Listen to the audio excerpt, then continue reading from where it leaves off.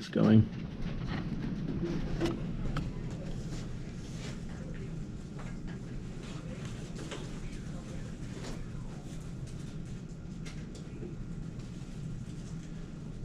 And I will give you, yes, there is insurance pictures. We're going to get into some math in this chapter. There's going to be very simple math out of this lesson, but it'll get more fun later. We're kind of changing gears from what we've been talking about lately.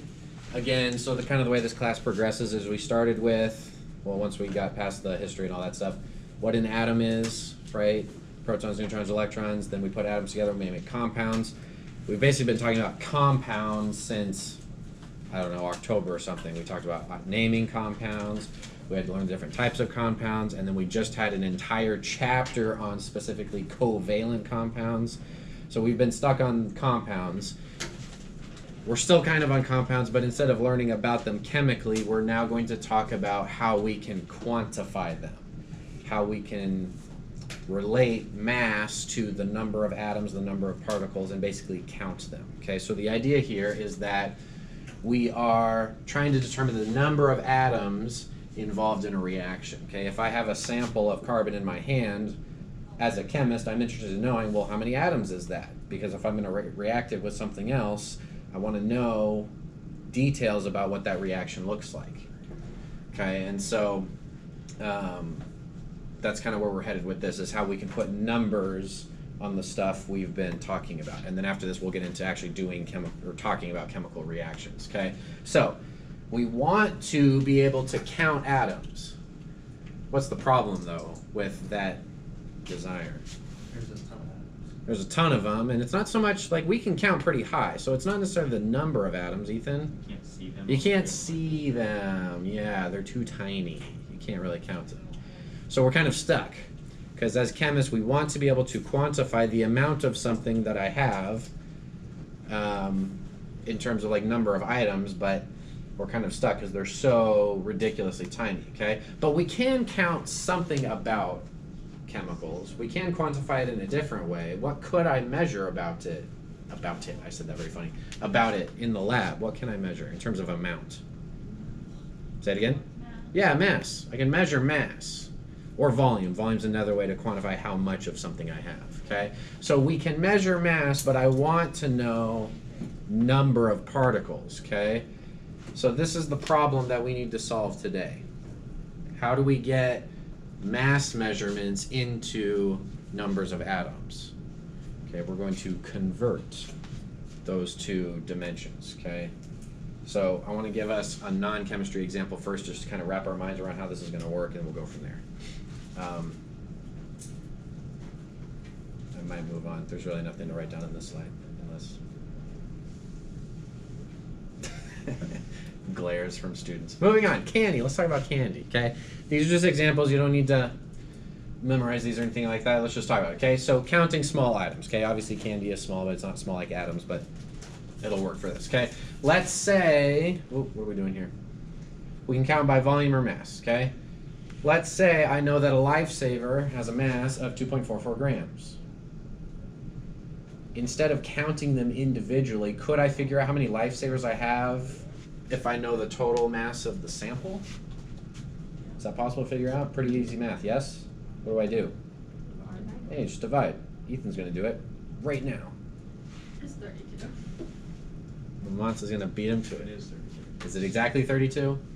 It is exactly 32. Wow, what a nice convenient example, okay? So using mass and knowing something about the mass of an individual item, we're able to count items based on measuring mass, okay? Similarly, we could do this with volume. If I know that the volume of a jelly bean is 2.18 mils, yes, I Googled this. How many jelly beans would be in my 850 mil bag? 389. 389? Yeah, 0.9, I guess, if you're, I don't know. You run down. Maybe part of the bean fell off, I don't know. Okay, but the point is that I can take a total mass of my sample, or total quantity volume, 850 or the 78.08, the total amount, and if I know something about the individual item, like the individual mass or the individual volume, then I can convert to the number of items. Okay, so I can get to something I can measure, like on a scale or something, and then figure out the number of items that we're dealing with. Okay, so conceptually, this is what we want to do with atoms. We can measure a sample of atoms, but we need to figure out something about the mass of atoms in order to convert it to the number of atoms. Okay, so that's kind of where we're headed with this. Okay, now when we count atoms, we don't count them individually. We can, and you will, but counting by ones is a terrible idea. We're going to bundle them up. Okay, and bundling, quote unquote, is something that you already do. Okay, we're going to count them in groups, and yes, just like insurance, we can bundle things. We have a bunch of words that we already know about bundling things. Okay, we don't always count by ones, we count by groups. Okay, if I count by pairs, how many items are in a pair? How many are in a dozen? 12. What about a baker's dozen? 13. 13. What about a score? 20. 20. 4 scored and whatever. Yeah, it's like 20. Gross? How many are in a gross? 50. More than that. Gross is a dozen dozens. 144. 144. What about a ream? About 500. A grand? 1,000. Okay. Now we don't use, like, usually we like use this for like desserts, and that's for shoes, and I don't know, this is for paper and that's for money. So we use them in very specific contexts, but theoretically, you know, you could talk about scores of eggs. Like if we bought eggs in packages of 20, we could talk about that. We just happen to do dozens. But the point is that we count things in groups in different situations, okay? And atoms are going to be the exact same story. We're not going to count atoms 1, 2, 3, 4. We're going to count them in groups, okay? Now, we're not going to use any of these groups, but I'm just trying to connect where we're headed to something we already know, so it all makes sense, okay? It's not a totally new thing that you've never heard of. It's just building off of some ideas we already know about, okay? So we're going to count atoms in groups. Question is, what number are we going to use? Is it 8? Is it what? 8. 8. It's a little bigger than that. Okay, 8 is a nice number, I guess, but it's going to be much more than that. I can't tell if you're joking or not. It's like way bigger than that. I thought it was like, I thought there was like moles or 8 or something like that. Oh no, mole is actually the name of the. Is it 10 to the 8? No, there's no 8. There's literally no 8 in the number. Yeah, good guess though. It's way bigger than 8. I promise. Okay. Number of parts in the given mass of a substance. Okay, I'm going to kind of glaze over this. I don't fully understand the experiments that led to them figuring out this number, and I've Googled it and looked into it. They kind of just wave their hands and they go, they figured it out. And so I'm also going to wave my hands and say, they figured it out. Okay, but what was determined, this is like the late 1800s, is that if I have exactly 12.01 grams of carbon, then I have 6.022 times 10 to the 23rd atoms in that sample.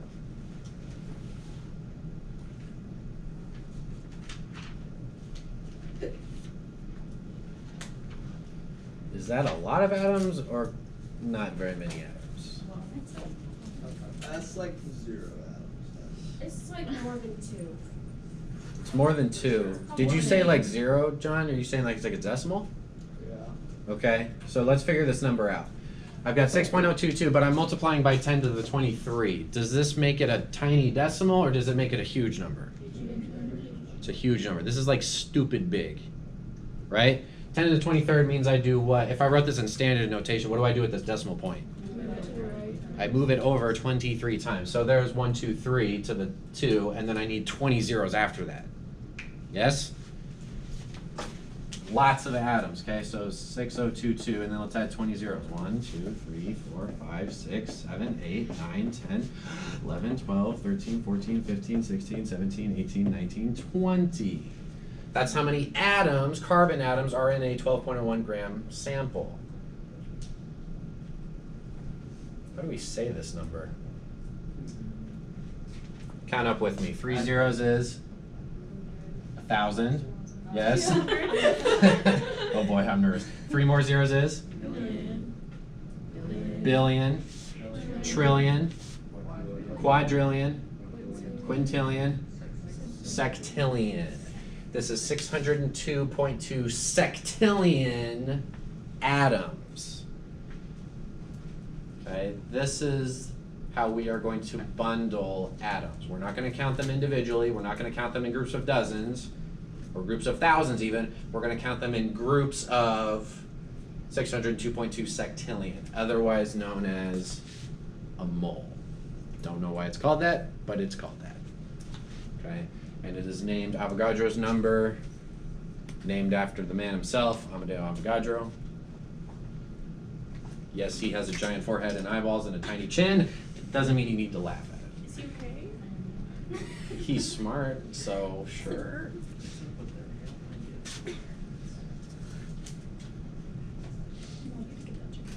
And if you want to abbreviate this number, NA is how we abbreviate it. Okay, so this is all the same thing, just different ways of writing the same thing. Okay, we're going to count atoms in groups of moles. Okay, so 1 mole, 2 moles, 3 moles, half a mole, a tenth of a mole. Okay, just in however many groups of that. Okay, there's a reason for this. This is not a random number that they pulled out of thin air. There's a reason for this number. It actually makes our lives easier, believe it or not. It makes the chemist's job more convenient, and I'll explain why. Okay. Let's take a note here. 12.01 grams of carbon. Seems like a very specific mass. Why wouldn't I just do 12? Do we notice maybe using some context? Say what?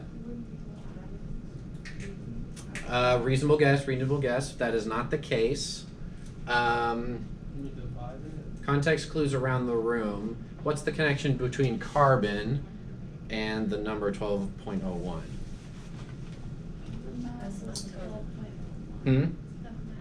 Ah, Average mass. the average mass of the isotopes, yes? Is that in grams though? I don't know. What is that mass? So yes, that is the same number as the periodic table. But what is that mass telling me about? That's the mass of what? Of, yes, in one individual atom. So the periodic table is telling me about one atom. This is telling me about a mole of atoms, but they have the same number, okay? Notice how this mass is the mass of one atom, but if I take the same number and just change the unit to grams, now I have the mass of 1 mole of carbon atoms. So why is that for? Because it's going to allow us to convert between mass and number of atoms extremely easily for any element. It makes our lives easier. Okay? So 12.01 is the mass of one atom. 12.01 grams is the mass of a mole of atoms. If I had 602.2 sectillion atoms, it's the same number, just a different unit.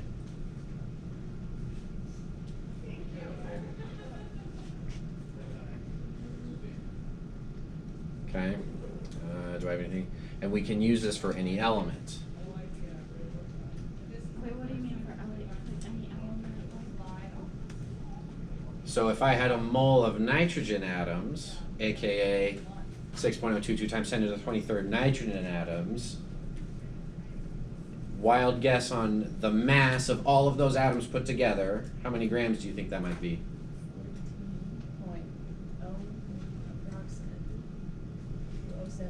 14.007? Yeah, the exact number on the periodic table. Okay, because this ratio holds true for all of the elements, okay? The mass in AMU is for one atom of any element. If I just put grams on it and switch it out, I now have the mass of 1 mole of whatever element I'm talking about, okay? So if we counted in dozens, then the numbers wouldn't work out. I can count carbon atoms in groups of dozens. What in the world is happening? Trying to learn. Yes. They're having lunch over there, so they're probably doing something crazy. Let me ask the question backwards. What if I had a sample of silver in my hand and it weighed, you know I'm talking about mass, 107.868 grams. How many atoms am I holding in my hand, theoretically? Not one atom. It's a big atom. 1 mole of atoms. If I have, because you'll notice if you look at silver, element number 47, the molar mass or the mass on the periodic table happens to be this. If I have that number in grams, I automatically know how many atoms it is. It's 1 mole. Okay? Okay, 1 mole, or 6.022 times 10 to the 23rd atoms. Right, Okay, so if that same number thing.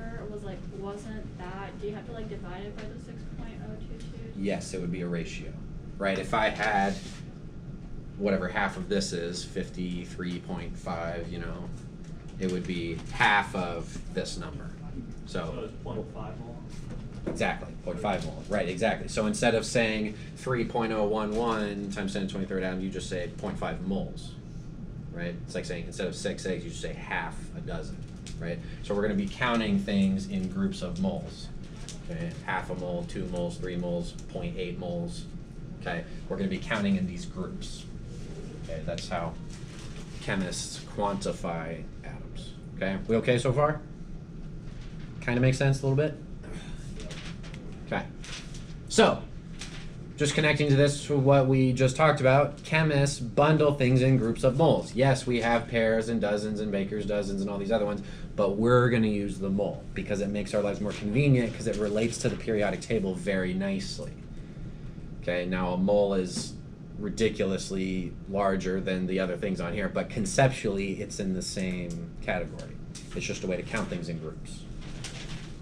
Yes? Okay. Okay, so this leads to something called the molar mass. Okay, the molar mass is just the mass of a mole of anything.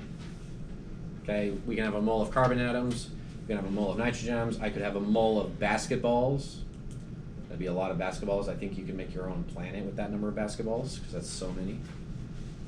But if I have a mole of any object, and I add up all of that mass, that's the molar mass. Okay, obviously in chemistry we're going to be talking about molar mass of elements, but in reality it can apply to any object. I have a goofy book on the shelf that a physicist explores what happens if you have a mole of moles, like the little animal.